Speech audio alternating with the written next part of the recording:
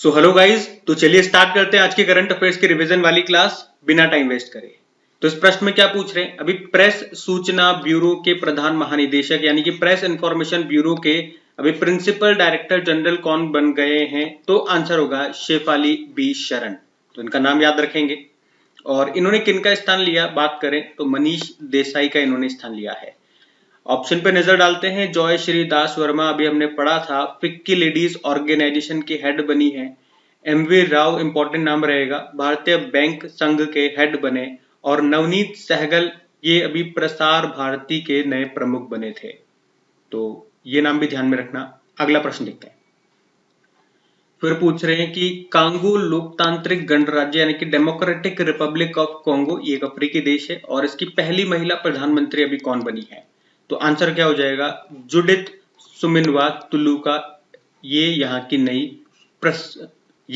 नई prime minister बनी है। मैं आपको मैप में दिखाता हूँ ये कंट्री कहां पर है। डेमोक्रेटिक रिपब्लिक ऑफ कॉन्गो जिसे बोलते हैं, ये रहा democratic Republic of Congo.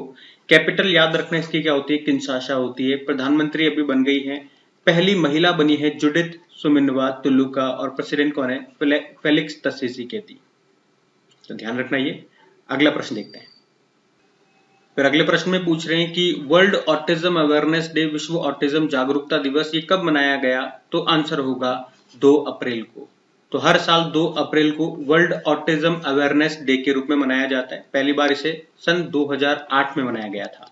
Theme की बात करें तो इसकी थीम रही है moving from surviving to thriving, जीवित रहने से संपन्न होने की ओर बढ़ना। ऑटिज्म क्या है इसके बारे में आप यहाँ पे रीड कर सकते हैं। हमारा प्रश्न क्या था कि विश्व ऑटिज्म जागरूकता दिवस कब मनाया जाता है? तो याद रखेंगे 2 अप्रैल को मनाते हैं हर साल। इतना ही आपको याद रखना है। अभी हम अगले प्रश्न की ओर बढ़ेंगे। फिर आपसे पूछ रहे हैं कि मिस्र के राष्ट्रपति, इजिप्ट, हिंदी में बोलोगे तो मिस्र, इंग्लिश में बोलोगे तो इजिप्ट, इसके भी नए प्रेसिडेंट कौन बने हैं? तो आंसर होगा अब्दुल फतेह अल सीसी। आपको याद होगा इजिप्ट के अभी तक प्रेसिडेंट यही थे जहां पर राष्ट्रपति पद के लिए चुनाव हुए और ये फिर से यहाँ के प्रेसिडेंट बन गए। और आप कहोगे कि लगातार ये यहाँ पे तीसरी बार प्रेसिडेंट चुने गए हैं। तो याद रखेंगे इजिप्ट के प्रेसिडेंट कौन? अब्दुल फतेह अल सीसी। अब मैं आपको ले चलता हूं इजिप्ट में। तो ये रहा मैप में इजिप्ट। कैपिटल कायरा होती है, करेंसी है इजिप्टियन पाउंड। प्रेसिडेंट हमने कहा अब्दुल फतेह अल सीसी बन गए हैं। यहाँ पे इजिप्ट से कुछ पॉइंट मैं आपको रिवाइज करा दूं। एक तो ये याद रखना, अभी जो ब्रिक्स में 5 नए सदस्य देश शामिल हुए हैं उसमें इजिप्ट भी शामिल है। पांचों एक बार मैं आपको फिर से रिवाइज करवा देता हूं। इजिप्ट हो गया, सऊदी अरब हो गया, यूनाइटेड अरब अमीरात, ईरान और इथोपिया। और कौन सा देश शामिल नहीं हुआ? तो फिर आंसर हो जाएगा अर्जेंटीना, इसमें शामिल नहीं हुआ। ये याद रखना, प्रश्न 2-3 बार एग्जाम में आ चुका है।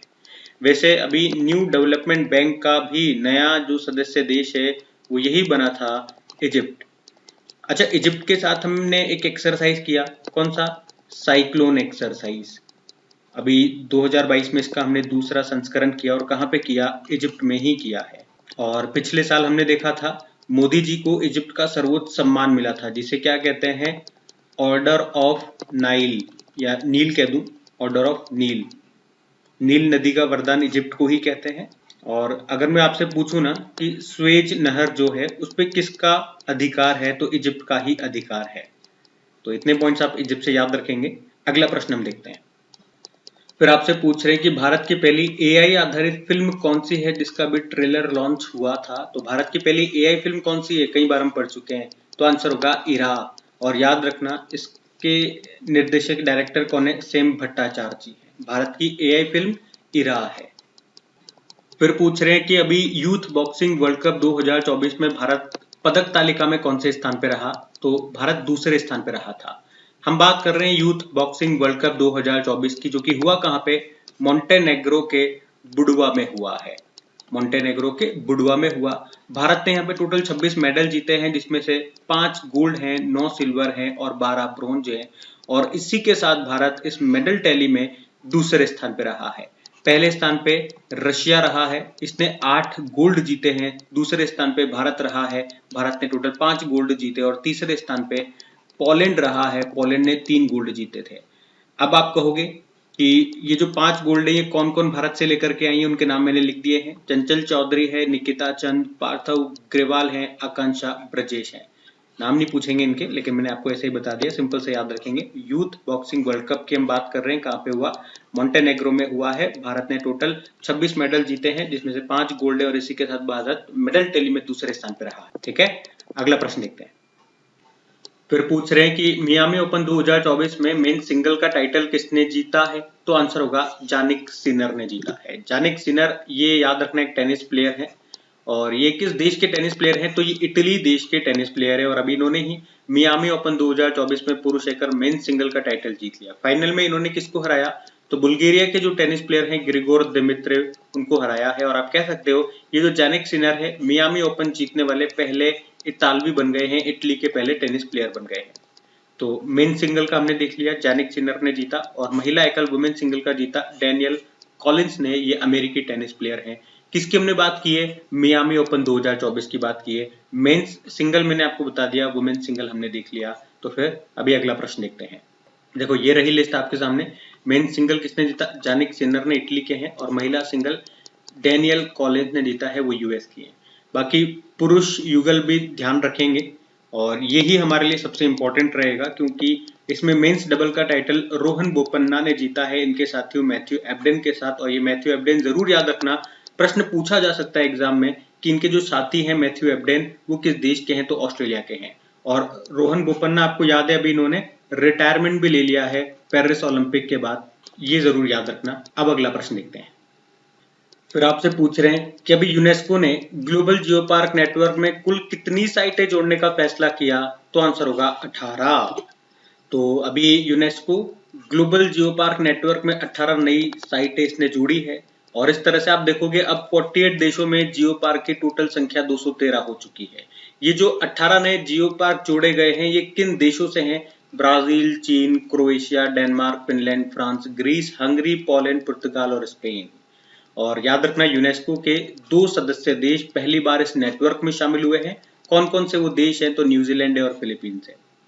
आप भारत की बात करोगे कि भारत कहीं चर्चा में है क्या? तो भारत में आपको बता दूं, भारत में अभी तक एक भी जियो पार्क नहीं है। लेकिन भारत का पहला जो जियो पार्क ये बनेगा, वो कहाँ पे बनेगा? मध्य प्रदेश के जबलपुर में। ये पॉइंट हमारे लिए मोस्ट इंपॉर्टेंट रहेगा, इसको ध्यान में रखना। और यूनेस्को की यहाँ पे बात हुई है, यूनेस्को की स्टैटिक मैं आपको कराऊं तो फुल फॉर्म होती है United Nation Educational, Scientific and Cultural Organization. स्थापना होती है 1945 में। हेडक्वार्टर पेरिस फ्रांस में है और डायरेक्टर जनरल है ऑद्रे उजाले। अब आपके लिए ये होमवर्क प्रश्न हो जाएगा कि अभी यूनेस्को की जो 46 नंबर की वर्ल्ड हेरिटेज साइट, विश्व धरोहर स्थल की जो 46 नंबर का सेशन हुआ था, आपको पता है पहली बार अभी ये भारत में हुआ जुलाई में। कहाँ पे हुआ? नई दिल्ली में हो गया। ये एक इंपॉर्टेंट प्रश्न हो गया। ठीक है, दूसरा इंपॉर्टेंट प्रश्न क्या? यहाँ पे अभी भारत की कौन सा स्थल है, कौन सी साइट है जिसे 43rd, हमारा 43rd नंबर का ये वर्ल्ड हेरिटेज साइट बता है, ये आपको बताना है। और ये किस राज्य में स्थित है, ये भी आपको बताना है। मोस्ट इंपॉर्टेंट प्रश्न है, एग्जाम में जो प्रश्न पूछे जाते हैं उसी लेवल का ये प्रश्न है। तो आपके होमवर्क के लिए छोड़ रहा हूं, ये प्रश्न जरूर बताएंगे आप सभी लोग। हम अगला प्रश्न देखते हैं। तो अगले प्रश्न में आपसे पूछ रहे हैं कि एसोचैम के नए अध्यक्ष अभी कौन बने हैं? तो आंसर होगा संजय नायर बने हैं। तो सोरेन इन्वेस्टमेंट फंड के चेयरमैन है संजय नायर। और अभी इन्हीं को 2024-25 के लिए उद्योग मंडल एसोचैम का अध्यक्ष बनाया गया है। और ये किनका स्थान लेंगे? संजय नायर। स्पाइस जेट के जो अध्यक्ष और एमडी हैं अजय सिंह, उनका ये स्थान लेंगे। सिंपल सा याद रखेंगे, एसोचैम के नए अध्यक्ष कौन बन गए हैं? संजय नायर बन गए हैं। एसोचैम की फुल फॉर्म क्या होती है? Associated chambers of commerce and industry of India. इसकी स्थापना होती है 1920 में। मुख्यालय आपको मिलेगा नई दिल्ली में। है क्या ये एसोचैम? तो ये गैर सरकारी व्यापार संघ और वकालत समूह है। ये संगठन भारत में व्यापार और वाणिज्य के साझे हितों के प्रतिनिधित्व करता है, उसको रिप्रेजेंट करता है। और अगर बात करें ये है क्या, ये काम क्या करता है, तो याद रखना ये एक नॉन गवर्नमेंट व्यापार संघ है, यानी कि गैर सरकारी व्यापार संघ है। और ये संगठन भारत में व्यापार और वाणिज्य के हितों के लिए काम करता है, उनको रिप्रेजेंट करता है। अच्छा, ऑप्शन को भी एक बार हम देख लेते हैं। अनिल कुमार लाहौटी अभी telecom regulatory authority of India के अध्यक्ष बने थे। और इंद्रमणि पांडे ये बिम्स्टेक के अभी ये सेक्रेटरी जनरल बने थे। इस पद पे आने वाले ये पहले भारतीय भी है। अजय माणिकराव खानविलकर का इंपॉर्टेंट नाम रहेगा, क्योंकि ये अभी हमारे नए लोकपाल अध्यक्ष बने हैं, तो ये नाम ध्यान में रखना। अगला प्रश्न देखते हैं। फिर अगले प्रश्न में पूछ रहे हैं राष्ट्रीय पुरुष खो खो चैंपियनशिप का खिताब अभी किस राज्य ने जीता है, तो आंसर हो जाएगा महाराष्ट्र ने जीता है। तो यहाँ पे हम बात कर रहे हैं नेशनल खो खो चैंपियनशिप की 2024 में, याद रखना 56वां संस्करण 56 नंबर का एडिशन है, जो कि कहाँ पे हुआ, नई दिल्ली के इंदिरा गांधी इंडोर स्टेडियम में हुआ। और इसमें मेल और फीमेल दोनों कैटेगरी में महाराष्ट्र इसमें टॉप पे रहा है। बाकी इंडियन खो खो फेडरेशन की हम बात करते हैं तो इसकी स्थापना होती है 1955 में, नई दिल्ली में मुख्यालय है और हेड कौन है, सुधांशु मित्तल है। अच्छा, एक प्रश्न स्टैटिक बन के ये आ सकता है कि ये जो खो खो होता है इसमें खिलाड़ी कितने होते हैं, नंबर ऑफ, तो आंसर होगा 9 खिलाड़ी होते हैं। याद रखना आसान है, kho kho no no, no no kho kho, इस तरह से आप थोड़ा सा ध्यान रख लो, माइंड में बिठा लो, तो 9 खिलाड़ी होते हैं खो खो में। अच्छा, वैसे महाराष्ट्र अभी और एक और जगह टॉप पे रहा था, आपको याद होगा खेलो इंडिया यूथ गेम्स, अभी इसका 6ठा संस्करण हुआ था, कहाँ पे, तमिलनाडु में हुआ था, वीर मंगई इसका शुभंकर था, और वहां पे टॉप पे कौन, महाराष्ट्र ही टॉप पे था, तो ये भी ध्यान में रखना। अगला प्रश्न देखते हैं। तो अगले प्रश्न में क्या पूछ रहे, अच्छा प्रश्न है, थोड़ा सा मैं आपको इसके बारे में बताऊंगा, ध्यान से सुनना। यूरोपीय शेंगेन यात्रा क्षेत्र में अभी कौन से देश शामिल हो गए हैं, तो इसका उत्तर हो जाएगा एक तो रोमानिया और एक बुल्गारिया। अब ये शेंगेन रीजन क्या है, शेंगेन क्षेत्र क्या है, वैसे इसके बारे में आपको पहले भी बता चुका हूं। देखो, आप ऐसे समझो कि कुछ यूरोपीय देश मिल करके जो एक क्षेत्र बना रहे हैं उसे बोला गया शेंगेन क्षेत्र। और इस क्षेत्र की, इस रीजन की खास बात क्या है, अगर इनमें से किसी भी देश में अगर आप एक बार एंट्री ले लेते हो तो फिर बाकी देशों में आप बिना वीजा के, बिना पासपोर्ट के आ जा सकते हो। वैसे तो इस शेंगेन क्षेत्र में अभी 26 यूरोपीय देश हैं, या यूं मैं कह दूं कि यूरोपियन यूनियन, यूरोपियन संघ में जो 27 देश शामिल हैं, भाई यूरोपियन यूनियन के अंदर कितने सदस्य देश हैं, 27 सदस्य देश हैं, तो उसमें से 22 तो शेंगेन क्षेत्र में शामिल हैं, और बाकी के 4 ऐसे यूरोपीय देश भी इसमें शामिल हैं जो कि अभी यूरोपियन यूनियन का हिस्सा नहीं है, लेकिन वो शेंगेन रीजन में आते हैं। अब यूरोपियन यूनियन में वैसे 27 सदस्य देश हैं, लेकिन शेंगेन रीजन में आने वाले 22 ही हैं। तो अभी तक 5 ऐसे देश, या यूं कहूं कि यूरोपियन यूनियन के 5 अभी तक ऐसे देश थे जो कि शेंगेन रीजन का हिस्सा नहीं थे, लेकिन अब उसमें से भी 2 इसमें शामिल हो चुके हैं, शेंगेन रीजन का हिस्सा बन चुके हैं। वो 2 देश यही हैं, रोमानिया और बुल्गारिया। तो इस तरह से अब हम कह सकते हैं कि यूरोपियन यूनियन के 24 सदस्य देश शेंगेन रीजन में आ चुके हैं। बात समझ में आ गई। और इसी तरह का एक प्रश्न हमने पढ़ा था कि डिजिटली शेंगेन वीजा को जारी करने वाला अभी पहला देश कौन सा बना था, तो आंसर हो जाएगा फ्रांस बना था। अब ये दोनों की स्टैटिक हम देख लेते हैं, कंट्री न्यूज है। तो पहले हम देखेंगे बुल्गारिया को, ये रहा मैप में बुल्गारिया, कैपिटल सोफिया होती है, करेंसी है लीव। और रोमानिया की हम बात करें तो ये रहा इसके ऊपर रोमानिया, कैपिटल इसकी बुचारेस्ट होती है और इसकी भी करेंसी है रोमानियन लीव। तो अब ये दोनों देश शेंगेन रीजन का हिस्सा बन चुके हैं, ध्यान रखना। अगला प्रश्न देखते हैं। फिर अगले प्रश्न में पूछ रहे हैं खदान जागरूकता दिवस, माइन अवेयरनेस डे, ये कब मनाया जाता है, तो हर साल 4 अप्रैल को ये मनाया जाता है। और थीम की बात करते हैं, थीम है जीवन की रक्षा, शांति का निर्माण, प्रोटेक्टिंग लाइव्स, बिल्डिंग पीस। पहली बार इसे 2006 में मनाया गया था। और माइंस से ही, खदान से ही एक प्रश्न मैंने आपसे पूछा था कि पानी के अंदर माइंस का पता लगाने के लिए एक वाहन लॉन्च किया गया था, उसका नाम क्या है, ये मैंने आपसे पूछा था। तो आंसर हो जाएगा निराक्षी, उस वाहन का नाम है। और इसे किसने बनाया था अगर पूछेंगे तो garden rich ship builders and engineers limited ने बनाया था। निराक्षी का अर्थ होता है पानी की आंख या पानी में आंख। तो ये भी इंपॉर्टेंट प्रश्न है, इसको जरूर ध्यान में रखना। अगला प्रश्न देखते हैं। फिर अगले प्रश्न में पूछ रहे हैं कि किसने स्कोर 2.0 एप्लीकेशन को लॉन्च किया था, तो आंसर हो जाएगा सेबी ने, आप सभी को पता होगा, सेबी मतलब security and exchange board of India. तो अभी स्कोर एप्लीकेशन का ये नया वर्जन आया है, स्कोर 2.0 एप्लीकेशन। काम क्या करता है ये एप्लीकेशन, इन्वेस्टर्स की शिकायतों को बेहतर ढंग से निगरानी करने में ये मदद करता है। मतलब इस एप्लीकेशन की मदद से इन्वेस्टर अपनी शिकायतें दर्ज करा सकते हैं। और ये तो अभी अपडेटेड वर्जन आया 2.0, सबसे पहले स्कोर को लॉन्च किया था सेबी ने कब, 2011 में। ठीक है, सेबी की बात करें, फुल फॉर्म हमने देख लिया, और हेडक्वार्टर मुंबई में आपको मिल जाएगा। माधवी पुरी बुच इसकी हेड है, पहली महिला हेड है, ये जरूर ध्यान में रखना। स्थापना हुई थी 1992 में, मतलब कानूनी दर्जा मिल गया था इसको 1992 में। और प्रोजेक्ट एलिफेंट ये भी 1992 में आया था, इसी से लिंक करके याद रख लो। ठीक है, अगला प्रश्न देखते हैं।